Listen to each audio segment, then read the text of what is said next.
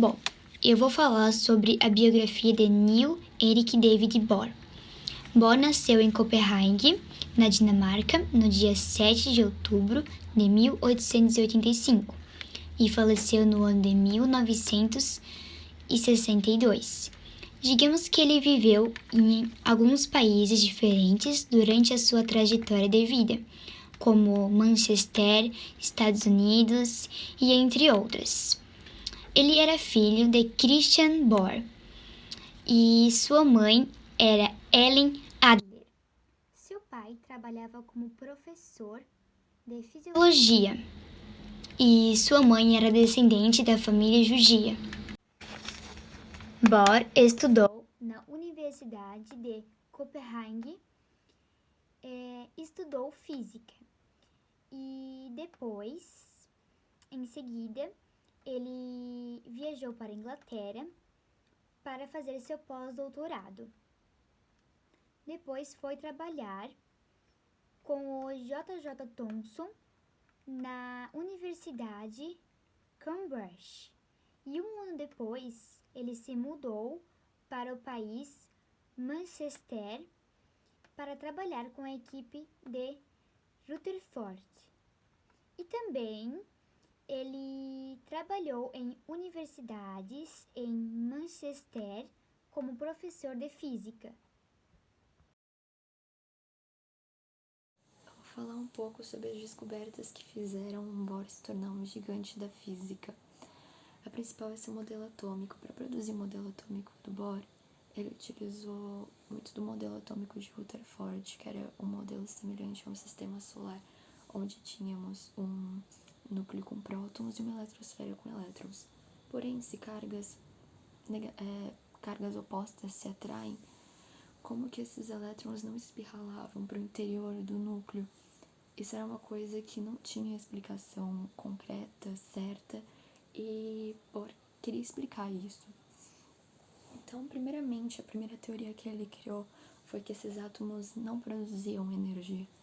Porém, ao observar o hidrogênio, que quando aquecido emitia energia e quando esfriado puxava essa energia de volta para dentro dele, essa explicação de não emitir energia não fazia sentido. Então, Bohr criou uma nova teoria, tentando manter o máximo possível da teoria de Rutherford. Ele explicou utilizando do salto quântico de Planck. A explicação dele foi que o átomo permanece estável em uma órbita, sem liberar energia.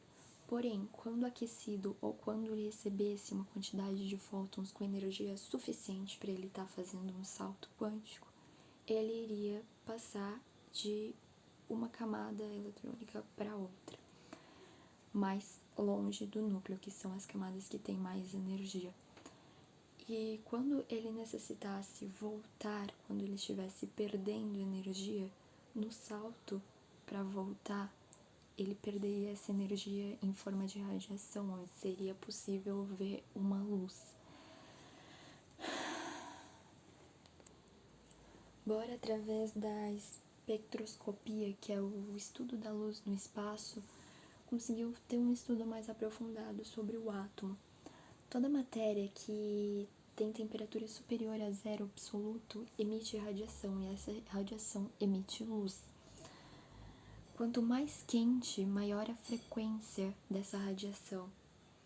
Em 1859, um físico chamado Gustav, junto com Robert, eles descobriram que ao aquecer uma matéria era possível descobrir todos os elementos que estavam dentro dessa matéria, pois cada elemento emitia uma cor de luz.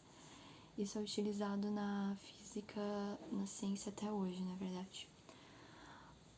No salto quântico que Bohr foi estudar, ele conseguia ver até de qual camada para qual camada que um elétron estava passando pela cor da luz que era emitida.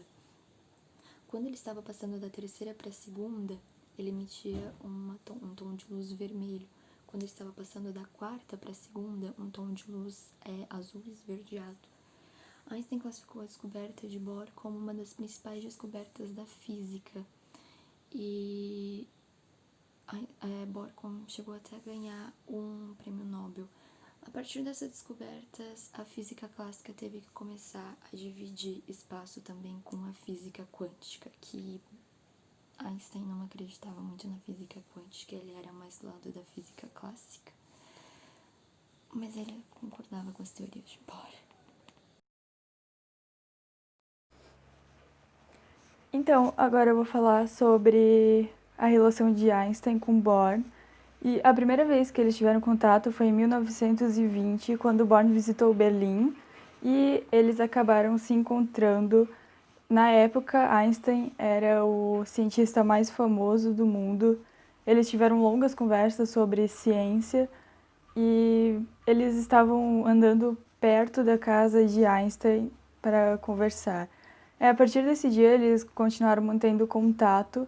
A próxima vez que eles se encontraram, ainda em 1920, foi quando Einstein visitou a casa dos pais de Bohr. E a próxima vez foi só em 1923, quando Einstein estava voltando de uma viagem da Noruega e ele decidiu parar em Copenhague para visitar Bohr. Ele foi parar na rodoviária, então Bohr foi buscar ele lá, já que ele não tinha como ir de carro até na casa dele. E eles foram de bonde, mas no caminho eles tiveram uma conversa tão profunda sobre ciência, estavam discutindo tanto que acabaram perdendo o ponto. Então tiveram que pegar um bonde para voltar, mas acabaram entrando numa conversa tão profunda de novo e perderam de novo o ponto da casa. Isso se repetiu várias vezes durante esse dia, tanto é que eles até comentam no livro que as pessoas estavam olhando estranho para os dois, de tanto que eles estavam indo e voltando no bonde. Então, lembrando que Bohr e Einstein tinham ideias opostas sobre a filosofia da física quântica e eles mantiveram um debate entre si por mais de 35 anos sobre esse assunto. Outra teoria importante de Bohr foi a teoria da complementariedade, onde ele dizia que duas explicações aparentemente incompatíveis juntas poderiam estar formando uma explicação mais completa do sistema. Por exemplo, em alguns momentos, Bohr preferia chamar a radiação de molécula, em outros momentos ele preferia chamar de onda. Isso para ele alcançar uma impressão mais correta nas suas explicações. Em 1927, Werner Heisenberg estava morando lá no sótão do Instituto de Bohr. E esses dois tinham ideias muito diferentes sobre a física. Isso fazia com que eles entrassem em discussões calorosas sobre as ideias deles. Segundo relatos, em uma das caminhadas noturnas de Heisenberg, ele começou a pensar sobre a dificuldade que eles tinham em informar exatamente o momento e a localização de uma molécula. Quando Bohr viajou para a Noruega, que ficou uma semana lá, Heisenberg se concentrou em escrever um rascunho de um artigo sobre a teoria da incerteza. Desculpa, princípio da incerteza. Que mais tarde foi mais um motivo para discussões entre Heisenberg e Bohr. Mas no final eles chegaram à conclusão de que os dois se complementavam. E daí veio um princípio que é conhecido como interpretação de Copenhague, que implica na divisão de um sistema, onde a gente tem um sistema observado, que seriam moléculas, átomos, enfim, e o sistema observador, que seria a pessoa que está observando. A diferença é que o sistema observador somos nós, seguimos leis físicas da física clássica, por isso a gente segue a física clássica, obviamente. Já o sistema observado, que seriam as moléculas, o átomo, enfim, o que dá de ser observado através de um microscópio ou através de uma luneta, estrelas, tanto faz, o sistema observado ele segue a física atômica, que é uma física de probabilidades. Ou seja, quando a gente está falando da física atômica, não é exatamente uma coisa certa, é só uma probabilidade. Um exemplo são as partículas subatômicas, elas são instáveis, elas decaem ou designam-se em outras partículas após certo tempo. Porém, a gente não pode dizer exatamente quanto tempo que isso vai durar, a gente pode dar uma probabilidade. Esse é um dos motivos pelo qual Bohr não aceitava a física atômica, ele acreditava que as coisas eram certas e tinham um caminho, não eram probabilidades. Em 1939, dois cientistas chamados Otto Hahn e Lise Meitner estavam estudando a desintegração dos núcleos de urânio por nêutrons e descobriram que quando bombardeavam um átomo com material radioativo, ocorria uma divisão no núcleo desse átomo que liberava energia. Em Estocolmo, Meitner, junto com Frisch, que era seu sobrinho, é seu sobrinho, escreveram sobre a descoberta. E como Frisch trabalhava com Bohr, antes disso ser publicado, ele já mostrou o artigo para o Bohr.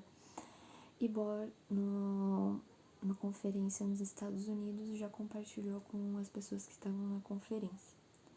Porém, eles não sabiam uma coisa ainda. Se um nêutron que cinge um núcleo de urânio pudesse iniciar uma reação em cadeia, pela qual nêutrons liberados pudessem, por sua vez, desintegrar outros núcleos, liberando mais energia num momento instantâneo, isso poderia causar uma explosão absurda. E não foi o que aconteceu. O laboratório de Otto e Lise estava intacto. Então, eles queriam explicar por que isso não aconteceu, por que não ocorreu essa explosão. A explicação de Bohr-Wheeler foi que a maior parte dos núcleos de urânio não é dividida, apenas uma parcela. E essa parcela, eles devem pertencer aos isótopos de urânio sucessível. A fissão nuclear acontecia nos núcleos de urânio 235, um isótopo raro, sendo este o menos estável, por isso mais facilitado a criar uma explosão. Em núcleo atômico existem partículas positivas, que são carregadas eletricamente, e partículas neutras, os nêutrons, que mantêm a estabilidade do átomo. Caso as forças de repulsão se tornarem mais fortes, o núcleo tende a arrebentar. Esse processo a gente chama de fissão. Bohr, nos seus estudos, ele reparou que todos os elementos mais pesados que a prata, eles tendem a ser mais instáveis, ou seja, esse processo para arrebentar, para explodir, ele é facilitado nesses processos. Daí a gente conseguia estar criando uma bomba nuclear e descobrindo como é que ela funcionava. E quem fez isso foi um alemão que estava no mesmo período que eles estudando isso, e ele é lá do período nazista. Então, os temas que mais chamam a atenção dos físicos da nova geração são os universos paralelos, buracos negros, viagem no tempo, entre outros assuntos. Ao pararmos para pensar e analisar fatos, a existência do mundo, da água, dos átomos e até a nossa mesmo, parece que foi cuidadosamente calculada, pois uma pequena diferença de números e nada disso existiria. A física se encontra em um ambiente muito especulativo e também preocupante, pois cada vez mais que conhecemos, menos ela se assemelha com nós mesmos. Então, se a gente for procurar a resposta da ciência em questões filosóficas nós nunca vamos encontrar. A falta de respostas da ciência para a filosofia levou muitos intelectuais a se opor contra a ciência. Porém, as questões filosóficas continuarão conosco para sempre, pois enquanto ela existir, nós seremos capazes de especular.